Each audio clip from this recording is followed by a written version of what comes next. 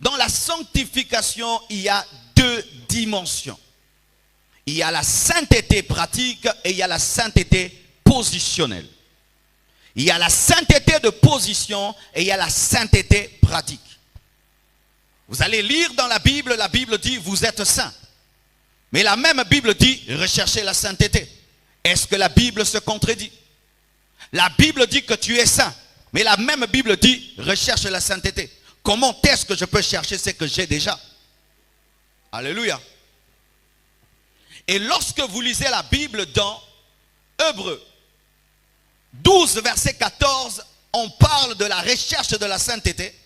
Mais lorsque vous lisez Romains, que nous avons lu, Romains 4, verset 11, on parle de l'imputation de la sainteté.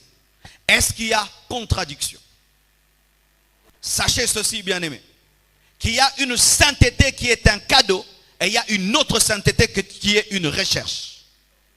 Il y a une sainteté qui est un don, mais il y a une autre sainteté qui est un prix que tu payes. Il y a une sainteté que tu ne cherches pas et il y a une autre sainteté que tu cherches. Il y a une sainteté qui vient vers toi et il y a une autre, tu dois aller vers elle. Et beaucoup de chrétiens n'arrivent pas à se sanctifier parce qu'ils ne maîtrisent pas les deux dimensions de sainteté. La sainteté de position et la sainteté pratique. Qu'est-ce qui vient avant? Est-ce que c'est la sainteté de position ou la sainteté pratique? Ou c'est la sainteté pratique qui vient avant la sainteté de position? Une chose aussi très très importante. La sainteté de position, c'est la sainteté que tu as par la foi. Lorsque tu crois en Jésus, tu es saint. Lorsque tu donnes ta vie à Jésus, automatiquement Dieu te déclare saint. Il t'impute la sainteté. Comme Abraham a été déclaré juste alors qu'il était incirconcis. Alléluia. Incirconcis, reçoit la sainteté. Non pas pour ses œuvres, mais pour sa foi. Il y a une sainteté que Dieu te donne sans que tu puisses pratiquer une bonne œuvre. C'est la sainteté de position, la sainteté de la foi. Mais il y a la deuxième sainteté qui n'est pas la sainteté de la foi, qui est la sainteté dans tes œuvres, qui est la sainteté pratique. Qu'est-ce qui vient avant? C'est la sainteté de position qui vient avant la sainteté pratique, parce qu'il faut d'abord être saint pour être saint. Il faut que tu reçoives la sainteté de position par la foi, ensuite que tu défendes cette sainteté par tes œuvres. La sainteté de position te donne la nature de sainteté et la sainteté pratique te permet de démontrer sur la terre la sainteté que tu as déjà. La sainteté de position est céleste, la sainteté pratique est terrestre.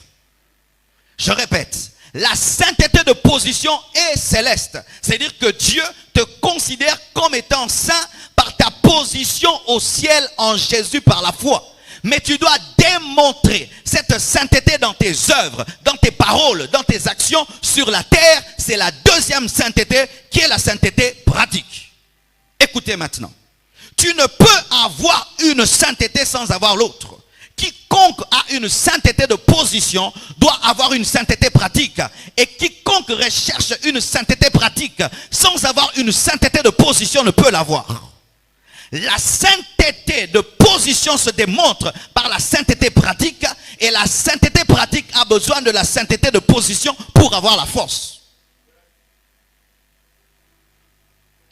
Vous comprenez ce que je dis?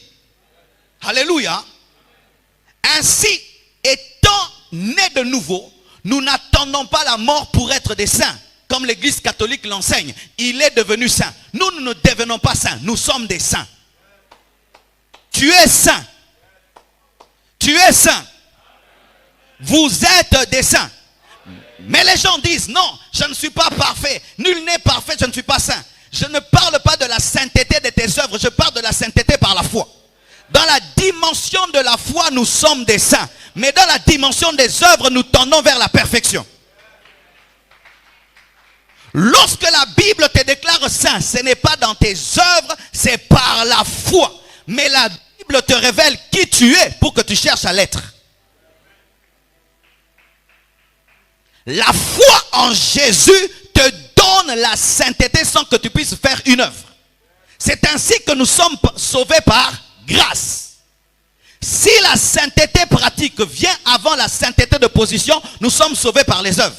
C'est ainsi que Dieu nous sauve tous par la foi pour que personne ne dise qu'il est allé au ciel par ses efforts. Est-ce que vous comprenez ce que je dis? Abraham a été déclaré saint par la foi. Non pas parce qu'il a fait une bonne œuvre, parce qu'il a cru en Dieu. Et toi, tu es saint. Pas le jour que tu as abandonné le péché, le jour que tu as reçu Jésus.